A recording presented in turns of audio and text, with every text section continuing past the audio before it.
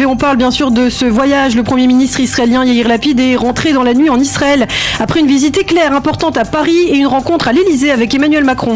Et oui, effectivement, Ilana, au cours de cette rencontre, Yair Lapid a affirmé que l'Iran ne sera pas prête à revenir à un accord avec les puissances tant qu'elle ne sera pas l'objet de menaces militaires très sérieuses.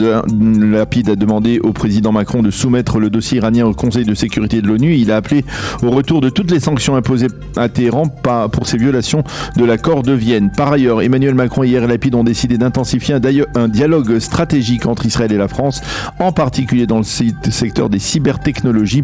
Au cours de la rencontre, il a également été question du dossier libanais.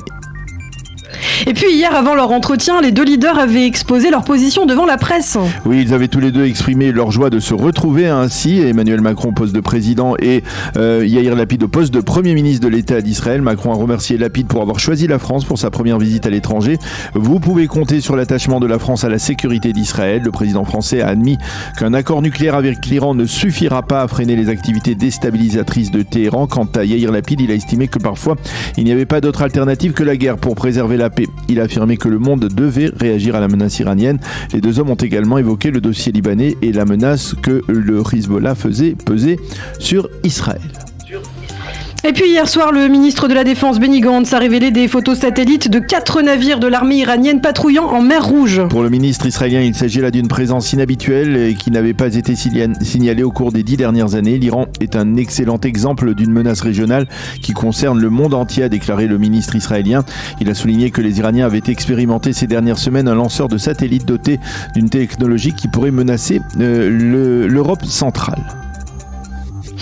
Rencontre au sommet hier par ailleurs à Alger entre Mahmoud Abbas et Ismaël Haniyeh. Oui, pour la première fois depuis 15 ans, les deux frères ennemis du mouvement palestinien se sont retrouvés côte à côte à l'initiative du président algérien Abdelmadjid Tebboune. Ils ont participé aux cérémonies marquant le 60e anniversaire de l'indépendance de l'Algérie. Selon certaines sources, cette rencontre aurait été mise à profit pour permettre l'instauration d'un dialogue entre les deux courants du peuple palestinien en perspective de la formation éventuelle, il faut être prudent à ce sujet, d'un gouvernement d'union nationale palestinien. L'agence juive a publié hier un communiqué démentant certaines informations sur l'arrêt de son activité en Russie. Oui, hier, le Jerusalem Post avait révélé que les autorités russes avaient sous-entendu l'arrêt de l'activité de l'agence juive. Les Russes avaient fait parvenir au bureau de l'agence juive à Moscou des documents à remplir sur l'activité de l'agence et cela a été interprété comme une volonté de la part des autorités russes d'exprimer ainsi leur mécontentement face à la multiplication des opérations militaires israéliennes en Syrie. Les Russes avaient condamné, je vous le rappelle, en particulier l'attaque contre l'aéroport international de Damas il y a de cela 3 semaines.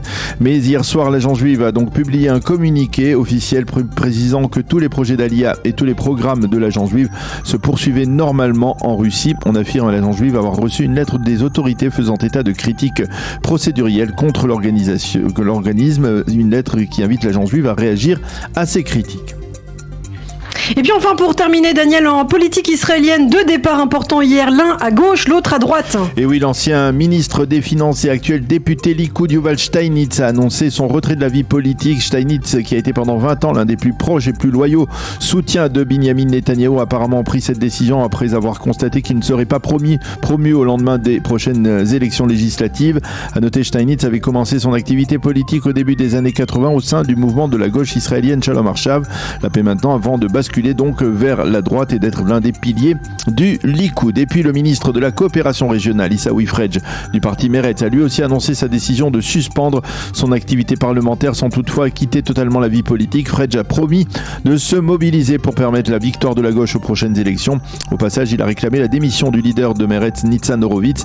Horowitz qui pourrait être d'ailleurs destitué. Au sein du Meretz, on lui reproche d'avoir fait entrer à la Knesset Rinaoui Zoabi, la fameuse députée qui a contribué à mettre fin à l'actuelle coalition.